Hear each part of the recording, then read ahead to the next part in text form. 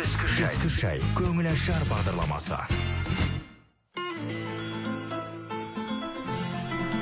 Эфирде түскі шай, көңіл ашар бағдарламасы. Микрофон алдында Ғалия Есқұлова, армысыздар. Бүгін Астана ақшамы газетінің тілшісі Дәулет Сейтқалиұлы және ағылшын тілінің оқытушысы, журналист, модератор, мотиватор, спортшы Ернат Мельсулмен түскі шай ішеміз. Тікелей эфирдің байланыс телефоны 75-72-75, WhatsApp нөмірі 8-700-755-33-55. Қояр сауалдарыңызбен жеткізер жылы лебіздеріңіз болса, хабарласыңыздар. Қара шаңыраққа қош келдіңіздер. Рахмет. Көңілге денсаулықтарыңыз қалай? Шүкір, жақсы. Тамаша. Биыл Хакім Абайдың 175 туғанына 175 жыл. Бұл тойды әлемді жаулаған індетке байланысты енді дүркіретіп тойламасақ та, дегенмен де еліміздің әр өңірінде, мекемелерде атап өтіп жатыр. Әр қазақ шама шарқынша үлесін қосып келеді. Сіздердің тарапыңыздан жақсы бастама, жақсы жаңалықты естіп, елмен бөлісейік деп бүгін арнайы Қара шаңыраққа шақырып отырмыз. Тыңдаушылар бұл қандай жаңалық болды екен деп дәл қазір құлақ түріп отырған шығар. Ертең, яғни 2 қыркүйек, Ұлы Абайдың құрметіне Семейге жүруді жоспарлап отыр жігіттеріміз. Нұрсұлтан Жидебай телемарафоны. Сауал алғашқы, кімнің идеясы болды? Бұл спорт түріне қызығушылық қалай оянды? Так, мен бастайын. Өзіңізден бастайық. Кішкене микрофонға жақынырақ отырсаңыз. Бұл Ернат бауырымыздың идеясы. Мен естігенде, маған ұсыныс жасағанда өте қуандым. Бұнда енді мүмкіндік қашан той береді деп. Қашан енді мүмкіндік болады деп. Содан өте қостадым. Бұл идея қалай келген, енді Ернаттың өзі айтып берсін. Көп рахмет. Енді осыдан 5 жыл бұрын мен осы елордамыз Астанада алғаш рет белсветке отырдым. Ондағы мақсат сол жұмысқа барып келейін, сосын денсаулығымды нығайтайын, сосын сөздің шыны керек, ақша жағына үнем жасайын деген осындай идеямен келді. Содан барып келіп, осы қаланың ішінде жүруге әдеттендім әбден, белсветпен жүруді. Күніне кемінде 20 шақырым жүретін болдым.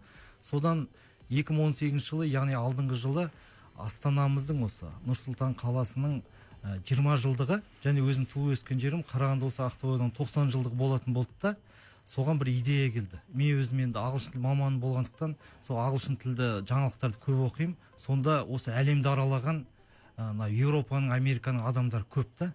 Сосын осылардан қай жерімізге, неге бізде осы қазақша шайтан арба дейді ғой? Осы шайтан арбаның шабандозына неге айналмасқа? Бұл да бір насихат құралы ғой деп. Мен үшін велосипед, ол белсвет, ол насихат құралы. Осы арқылы елдің назарын бір жақсы бастамаларға назар аудартуға болатынын түсіндім. Содан Астанадан Ақтоғайға деген алғашқы велошерімізді сол алдыңғы жылы 500 шақырымдық өткіздік. Оған осы Астанадан 3 адам, Қарағандыдан 2 адам қосылып, сол туған жерімізге тарту жасадық. Онда біз сол енді көп септігін тигізді деп ойлаймын. Өз маңайымда осы белсветті серік еткендер көбейіп келе жатыр.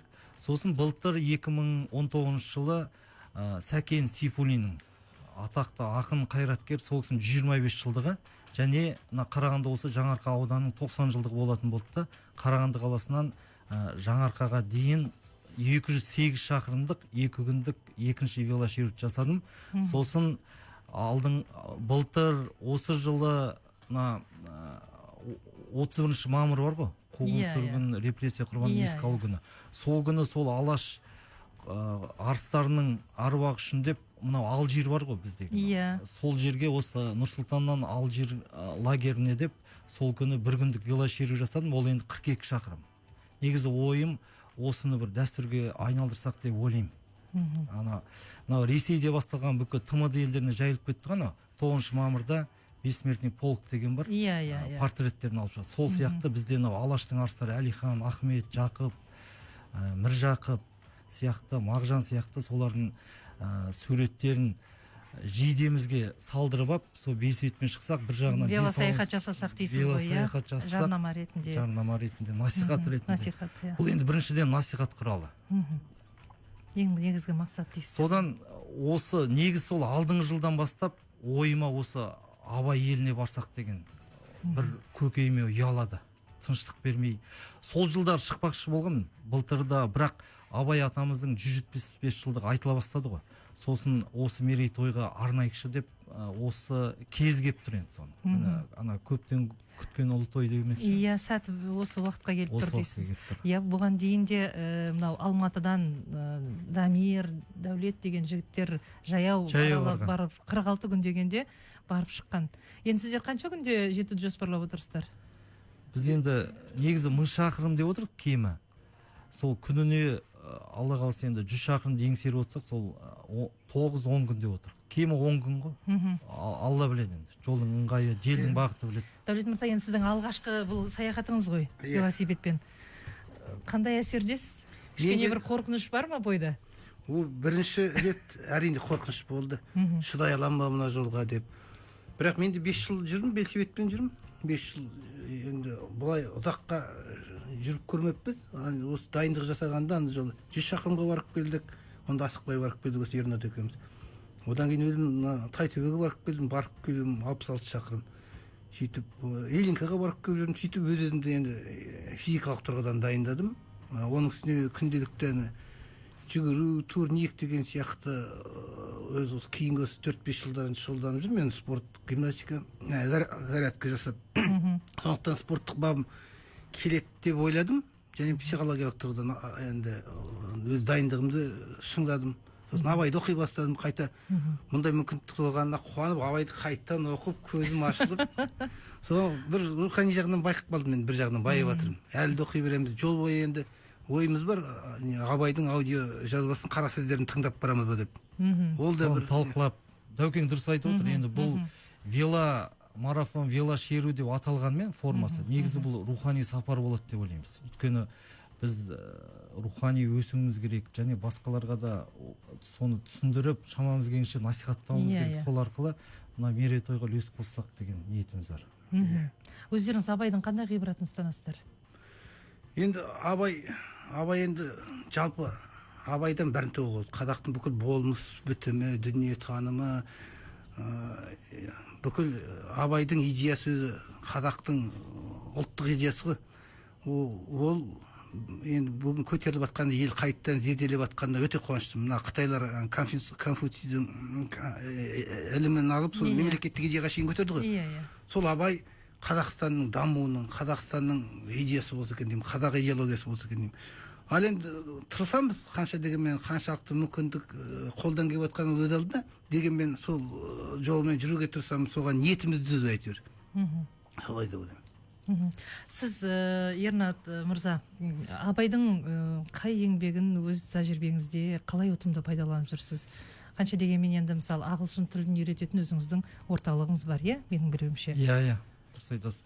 Енді Абай атамызды біз сол әріп танығаннан бері негізі оқып келе жатырмыз ғой, ғылым таппай мақтанбадан сол жаттап сөйтіп өстік. Енді Абайды тек қана жаттау жеткіліксіз, оны өзіміздің заманымызға сай насихаттауымыз керек. Және әр адам бір саланың кәсіби маманы ғой, сол өзінің кәсіби мамандығы арқылы насихаттау керек деп ойлаймын. Өзім ағылшын тілі маманы болғандықтан осы Абайдың қара сөздері, өлеңдері арқылы ағылшын тілін үйретемін. Мысалы, қайрат деп жатырмыз ғой. Қайрат дегеніміз ол бір мағынасы energy, мысалы, энергия. Екінші мағынасы ағылшынша will деген ерік жігер. Осы сияқты сол Абайдың өзіндегі төл сөздерді ағылшынша беріп, сол ағылшын тіліне деген сұраныс жоғары ғой. Сонау заманауи тіл деп, осы ағылшын тілмен байланыстырып, сондай әдістеме жасап, кітап шығаруда ойымда бар. Одан кейін жаңа сіз сұрақ қойдыңыз ғой, қандай ғибраты бар, Абайдың тағылымы бар деп. Енді осы велошерумен байланыстырсақ, мынау Абайда қайрат деген сөз өлеңдерінде бір 23 рет айтылады екен. Ал қара сөздерінде 25 рет айтылады екен. Өзім есептеп көрдім, қайрат деген сөз ғана. Бұл қайрат ыстық қайрат дейді және. Мына велошерудің бір атын ыстық қайрат деп те атауға болады. Өйткені адамға ол ыстық қайрат Абайдың айтуындағы ана 8 аяғында айтады ғой. Бойда қайрат, ойда көз болмаған соң айтпа сөз дейді. Қазір не көп, қазір біздің әлеуметтік желінің заманында қазір сөз көп, бірақ әр жағында қайраты жоқ та. Сосын Абай атамыз айтады, біздің қазақ ақылсыз емес дейді, ақылды халық дейді, дана халық дейді. Бірақ көбінесе өзінің жаңа жалқаулығынан, табансыздығынан, қайратсыздығынан жапа шегіп елдің соңында қалып жатады дейді. Сондықтан мынау ыстық қайрат керек деп ойлаймын. Сосын ыстық қайрат, нұрлы ақыл, жылы жүрек, үш ақ нәрсе адамның қасиеті. Ақыл, қайрат, жүректі бірдей ұста, сонда толық боласың елден бөлек деген. Елден бөлек болу деген ол лидер, көшбасшы болу деген сөз. Біз сол қазақтың азаматтары осындай бір заманауи әдіс тәсілдермен заманның көшіне ілесіп, шамамыз келгенше сонау жаһандану заманында сол көшті бастасақ, қазақтың көші осы Абайдың сөзі, ұраны арқылы бастасақ деп ойлаймыз да. Жапонияда кайдзен деген өздерінің философиялық ілімі бар ғой. Иә. Соны кәдімгі өздерінің Toyota корпорациясы көлік шығаратын. Сол осы кайдзен ұстанады екен. Ал кайдзен дегеніміз ол ең басында ол осы Абайдың толық адам деген ілімі сияқты сондай ілімнен басталған. Енді біздің арманымыз, мақсатымыз сол Абайдың толық адам ілімі, қайрат, ақыл, барлық өсиет сөздерін біз өміріміздің барлық салаларына енгізсек деп ойлаймыз. Енді адам өзі негізі өзін 4 бағытта дамыту керек екен. Жетістікке, бақытқа, табысқа жету үшін ол 4 бағыттың біріншісі рухани даму, ол Абайда нұрлы жылы жүрек. Екінші интеллектуал даму, ол нұрлы ақыл. Үшінші физикалық даму, ол осы ыстық қайрат, мынау мысалы веломарафонымыз. Одан төртінші ол материалдық даму екен. Материалдық даму ол Абайдан мал тап дейді. Адам бол, мал тап деген. Сол мал табуымыз керек адал жолмен деген сияқты. Енді осындай 4 бағытта өзімізді дамытсақ, біз толық адам бола аламыз деп сенемін мен саған. Тамаша. Осы орайда бізге енді ғана қосып жатқан тыңдаушыларға түскі шайда қонақта отырған өздеріңізді таныстырып өтейік. Тағы да бүгін біздің студияда қонақта Астана Ақшама газетінің тілшісі Дәулет Сейітқалиұлы және ағылшын тілінің оқытушысы, белгілі журналист, модератор, мотиватор, әрі спортшы екенін қазір өз сөздерімен дәлелдеп отыр Ернат Мелісұлы. Сауалдарыңыз болса 75-72-75 біздің байланыс телефонымыз, WhatsApp нөміріне де жазсаңыздар болады, 87-755-3355. Біз қазір бір кезекті әсем әнге беріп, сосын ары қарай жалғастырсақ сұхбатымызды. Бәрекелді. Ұлтану болмай ұлтымның, сақталмауға ұмтылдым. Құлы болмаған құлқынның, пейілі қымбат жұртымның. Мен қазақтың ұлымын. Шуағын төккен қаламның, шұғыласынан шаралдым. Миллионларға сатылмас, мейірі қымбат анамның. Мен қазақтың ұлымын. Елімде туған ер қымбат, атадан қалған жер қымбат. Әлемнің қисаң барлығын, бәрібір туған жер қымбат. Елімде туған ер қымбат, атадан қалған жер қымбат. Әлемнің қисаң барлығын, бәрібір туған жер қымбат. Мен қазақтың ұлымын. Мен қазақтың ұлымын. Жұлдызын жисаң қаламның, жұпары қымбат даламның. Найзабы көзім кетермен, намысы үшін бабамның. Мен қазақтың ұлымын. Құндылығымның нәрмен, ауылым қымбат жанымен. Байлығын тоса басқалар, бауырым қымбат бәрмен. Мен қазақтың ұлымын. Елімде туған ер қымбат, атадан қалған жер қымбат. Әлемнің қисаң барлығын, бәрібір туған жер қымбат. Елімде туған ер қымбат, атадан қалған жер қымбат. Әлемнің қисаң барлығын, бәрібір туған жер қымбат. Мен қазақтың ұлымын. Мен қазақтың ұлымын.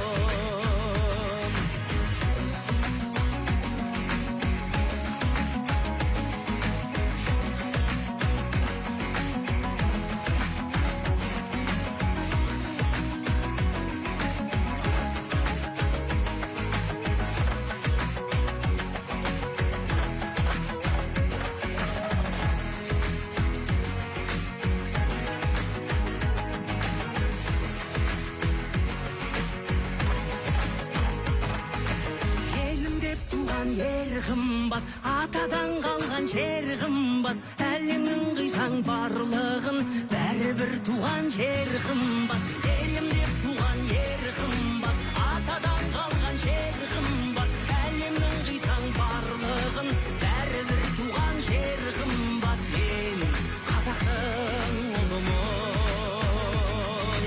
мен қазақтың ұлымын. Сен жайлы ойлар өртеді, аңсаймын іздеп көшеден. Шай ішіп кетсең қайтеді, мен ұсынған кеседен. Шай ішіп кетсең қайтеді, мен ұсынған кеседен. Қазақ радиосының әуе толқынында.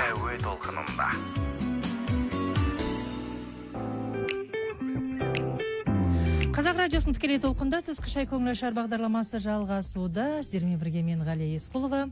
Байланыс телефонымыз жаңа жоғарыда айтып өттік. Қазір WhatsApp нөміріне жақсы бір сіздерге сәттілік тілеген хат келіп түскен екен. Осы хатпен жалғастырсақ, сәлеметсіздер ме? Осы бағдарламаға Қазақ радиосына шексіз алғыс білдіремін. Азаматтарымызға Алла тағала амандық берсін. Керемет бастама. Спорт білімге жетелесе, білім кемелдікке жеткізеді. Ал кемел тұлға елдің көсегесін көгертері сөзсіз. Азаматтарымыз аман, ернаттай азаматтарымыз аман болса, мемлекетіміздің болашағы жарқын болмақ. Құрметпен Қуаныш Мырзағали, сәттілік тілеймін деп сіздерге міне сәттілік тілеп жатыр. Көп рахмет. Енді бұрын соңды енді алыс жолға шыққан жоқсыздар. Отбасы, ағайын туыс қарсылық білдірді ме? Енді мен жаңа айтып өткендей шығып жүрмін. Жаңа 5 шақырымға, 2 шақырымға. Анамның үйде анам бір, сол анам ақ батасын берді. Бәрі енді тақым қысып отыр. Сол енді отбасымызға аман есен оралсақ деп тілейміз бәріміз. Мынау әлеуметтік желілер арқылы былай жекеге де бүкіл ел жұрт енді алғыс тілегін жаудырып жатыр. Ана сол бата қабыл болса екен деп тілейміз. Бұнда енді ең басты жол амандығы, бас амандығы ғой. Иә. Қанша дегенмен қазір күз мезгілі, ауа райы да құбылмалы деген секілді.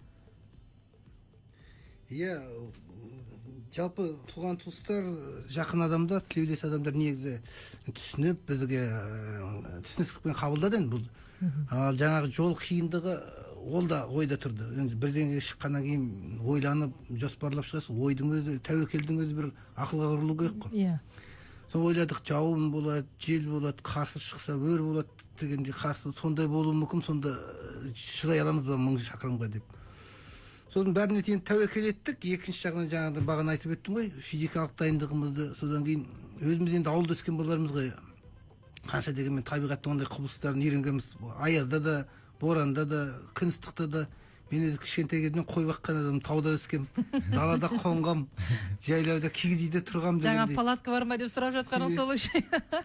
Сондықтан табиғатпен қанша дегенмен етене жақын өскендіктен енді ол онша қорқытқан жоқ бізді енді. Оның үстіне ниет мықты болғаннан кейін, тілек мықты болғаннан кейін ондай нәрселерден қаймаға қоймадық. Әр ер жігіттің басына негізі осындай бір сынақтар болып тұру керек деп ойлаймын. Үйде жатып, жайбырақат, маужырап жатқаннан гөрі ширығып тұру керек. Адам өз-өзін сынап, осындай нелерден өткізіп тұру керек деп ойлаймын.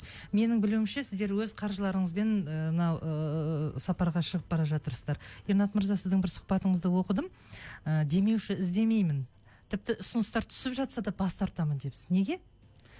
Енді бұл жеке бастама болғандықтан бұның өзінің мақсаты бар. Сосын бұндай бастамалар, мысалы менен көп адам сұрайды, бірінші ең жиі қойылатын сұрақ кім демеуші? Әрине. Бір үлкен компаниялар, соны неге демеуші қалмайсың деген сияқты.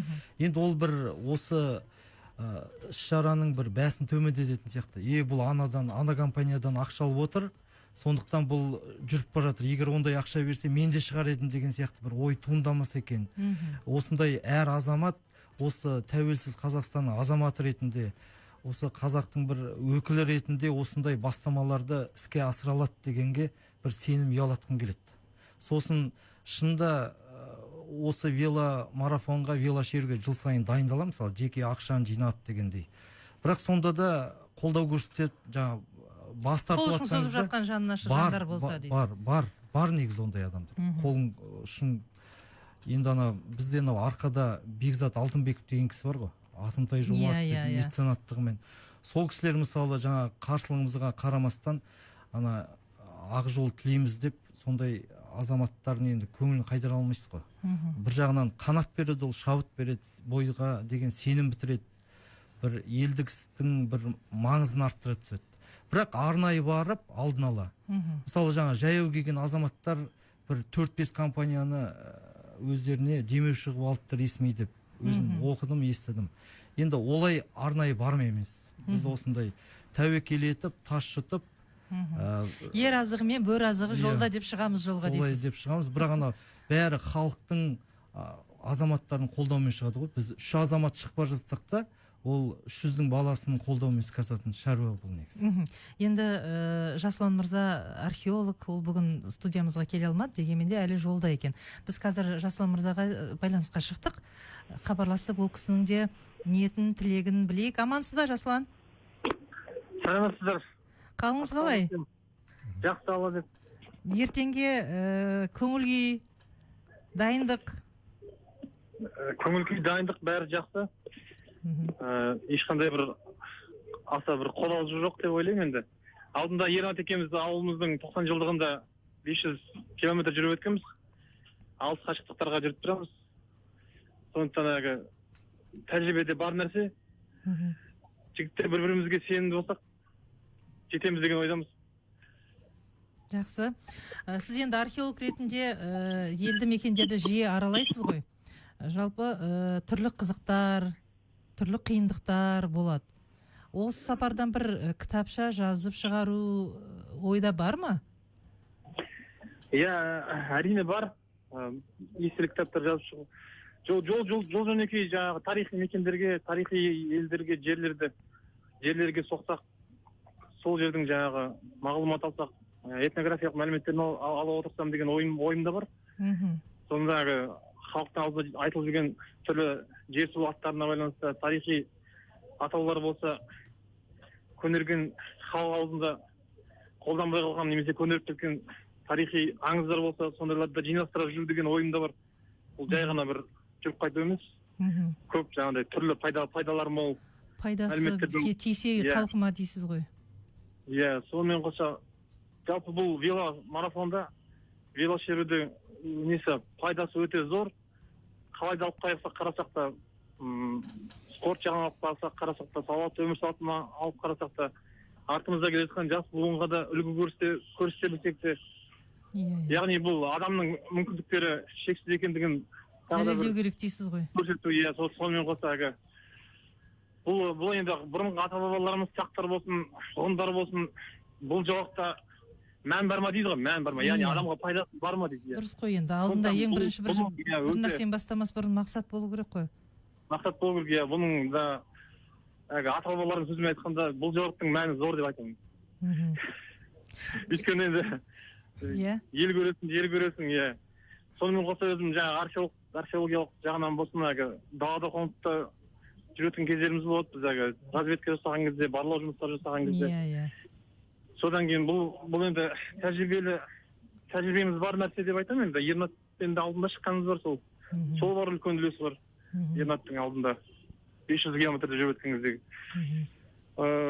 Сол кезде жіберген бір қателіктеріміз болса, соны тағы да пысықтап алдық. Сонда оны қайталамас үшін сондай тәжірибе бар. Одан кейін жаңағы 1000 километрға шыққан кездегі тағы да бір пайдалы жақтар енді бір жағынан өзіме де бұл мән бар да бұл. Өйткені мен тек қана археологиядан басқа, тарихтан басқа, этнографиямен айналысқаннан басқа, қыстың күндері шаңғы спортымен де айналысам. Сол жаңағы жаздың күні енді шаңғы теппейсің ғой. Көп демаласың. Сол жіберіп алған жаз мезгілдерде жіберіп алған мүмкіндіктердің бәрін жаңағы осы веломарафонда қайта қолдасам ба деген ой, ондай жан-жағынан енді қай жағынан алып қарасың да, өте пайдасы зор, пайдасы мәні бар сондай веломарафон болғалы тұр. Абай атамыздың 175 жылдығына арнап, осындай бір азаматтық позициямызды танытып отқан, ұйымдастырып отқан Ернат Мелихұлына алғыс сөз айтамыз. Алла разы болсын. Дулат ағамыз сөз айтамыз. Сондықтан міне бүгін Алла қаласа түстен кейін шығамын, таңертең Абай ескерткішінен деп бастаймыз деген Ернат. Бұл жерден шығамыз. сәттілік, сіз енді аман есен Нұр Сұлтанға жетіңіз. Рахмет сізге Әмин. көп. Рахмет. Енді әрбір сәтімді мағыналы, мәнді өткенін қалаймын деп жатыр. Ол да сіздердің де мақсаттарыңыз сол, иә? Ана Қадыр атамыздың айтқаны бар ғой, мезгіл өтсе мейлі ғой, өте берсін, сәттер өтіп барады, соған осы қиын деп. Сол сияқты сіздер міне жас болсаңыздар да осындай үлкен істі қолға алып, кәдімгі халыққа бір рухани азық сыйлаймыз деген мақсатпен, елге артымызда бірдеңе қалса деген ниетпен жолға шығып отырсыздар. Жаңағы мен Жасұланға қойған сауалымдай, сіздер жаңа марафонға шыққанда осы қызықтарыңызбен бөлісетін, қазір енді әдістеме жазып жатыр абай жайында. Осылай жазатын ойда бар ма? Бар ғой, негізі. Екеуіңіз де енді журналистсіздер, белді, біреуіңіз газет тілшісі, біреуіңіз сізде. Енді мына Дәукеңмен біз осы танысқанымызға 1 ай болды ма, болмады ма? Ана журналист Аманғали Қалжановтың үйінде танысқанбыз. Содан бұл кісі де іші толған қазына негізі. Мынау велошерумен ана бұрынғы ата-бабаларымыз атпен жүрді ғой. Кең далада таза ауаны жұтып, ана көлді көріп, самал желді кәдімгі терісі сезініп дегендей. Сондай бір шабыт береді бұл негізі. Негізі бізде мен өз байқағаным мынау саламатты өмір салты, сосын түрлі спорт, осы велосипедпен жүру, осы жағынан бізде қазақ тілді әдебиеттер мүлде өте аз. Енді біз осы тек қана жүріп қана қоймай, алдағы уақытта осы велосипедтің пайдасы, велошеру кезіндегі қызықтар, қиындықтар, ана жүріп өткен жолымызда кездескен елді мекендер, атақ тұлғалар, солардың қырлары деген сияқты ол жоспарымызда тұр. Қазына жатқан шығар ол жерде дейсіз. Әлбетте. Бірақ осы жаңа атпен жүруде, атпен бабаларымыз жүрді деп жатырсыз ғой. Бізге бір хабарымызда осы велосаяхат жасап жүрген азаматымызбен тілдескенде тыңдармандар тарапынан сұрақ болды. Неге велосипедпен, неге атпен бармасқа? Өзіміздің енді қанымызда бар ғой деп. Енді сол сұрақты мен сіздерге қойғым келіп отыр да. Бағана айтып өттім ғой, мен жастайымнан қой бақтым деп, кейін ет деп. Мен атқа өзі 3 жасымда мінген екем. 3 жасымда мініп, атты қазірде ипподромға барып мініп тұрам, сағынғанда. Бірақ енді қаланың ішінде атты байлап қойып балконға жүретін мүмкіндік жоқ. Сол аттың орнын велосипедпен ауыстырдық. Және бұл енді денсаулық және бағандай үнем, экономикалық тұрғыдан қаржыға да үнем, денсаулыққа да үнем, уақытқа да үнем. Мен есептеп көрдім, бір маусымда енді көктемнен бастайсыз, қар жауғанға шейін, қарашаға шейін, қазанға шейін, сонда 2 велосипедтің тек қана жолда жол ақысын үнемдеу арқылы ақшаны 2 велосипедтің ақшасын шығарады екен. 2 велосипед сатып алуға болады екен осы үнемдеген ақшаға. Сосын жаңағы айтып өттік, телевиденияларға өздеріңізге рахмет, бәрі ниет білдіріп жатыр. Қазақстан арнасы бар, Еуразия бар, 24 арнасы бар, Аслан бауырымызға рахмет. Ол уже бізді түсіріп қойды. Олар шақырып жатыр, оларды түсіріп жатыр. Өзіміздің газет бар, өзімнің газетім, ол да хабарын беріп келгенде үлкен жаңағыдай бір жол жазба жазып келсе. Содан кейін өзімізді елмен танысамыз осы бара жатқан. Бұл дегенді бастамасы ғана ғой. Алда енді қатарларыңыз көбейіп, осындай велосаяхаттар жиі болып тұрады деген ойдамыз. Өйткені мына қарап отырсаңыз, індет басталғалы қауіпсіздік шараларын сақтау керек, спортпен шұғылдану керек, сонда ғана ауру жұқтырмайсың дегеннен кейін мына қоғамдық көліктер де тоқтады. Халықтың басым бөлігі осы велосипедтің тиімділігін түсінді. Иә, рас айтасыз. Мына енді жаңа 5 жыл бойы жүрмін деп тұрмын ғой, сонда осы велостанция, велодүкендерге барғанда бұрын қалай бардым, солай шаруамды тындырып, ешқандай кезекке тұрмайтын. Қазір осы велостанцияларға, велосипед жөндетуге, немесе велодүкенге барсаңыз, кәдімгідей кезек бар. Кезекте тұрасыз. Өйткені адамның қарасы көбейген. Сосын жаңа неге ат емес, неге велосипед деген сұрақ. Велосипед, енді біз прагматик болуымыз керекпіз да. Қазір енді қалада мысалы жұмысыңызға сіз велосипедпен барып. Жоқ, мен саяхатта айтқаным ғой. Саяхатта, иә. Ол енді әзір енді атқа, жылқыға қолым жетпей тұр. Ана Ержан Жаубай деген бауырымыз бар ғой. Велосипед қалтамыз көтеріп тұр тек қана. Велосипед ыңғайлы болып тұр ғой. Өйткені ат керек болса, атты алсаң, онда оны балконға байлай алмайсыз ғой. оны бір жерде сақтау керек деген сияқты. барғанша енді жем шөбі бар дейсіз. Иә, жем шөбі бар. сосын ат болдырып қалады ғой. 2 күн жүрсеңіз ат болдырады деді. Ат болдырып қалады, сосын оны қайттан әлі жинағанша жарты күн күтесіз. Жарты күнге күш жинағанша. Сондықтан бесібетіңіз темір болдырмайды. Жүре бересіз. Жақсы. Бізге бөлінген уақыт деген зымырап өте шықты. Керемет. Иә. Сондықтан сіздерге ақ жол тілейміз. Рахмет Межелеген сіздер, жерге көп көп. аман есен жетіңіздер. Әмин. Түскі шайда бүгін қонақта болған Рахмет. Астана ақшамы газетінің тілшісі Дәулет Сейітқали және ағылшын тілінің оқытушысы, журналист, модератор, мотиватор, спортшы Ернат Мелісұлы. Сұхбат жүргізген мен Ғали Есқұлова. Қашанда еңсеміз биік, ісіміз оң болсын ағайын. Амандықпен кездескенше. Иә.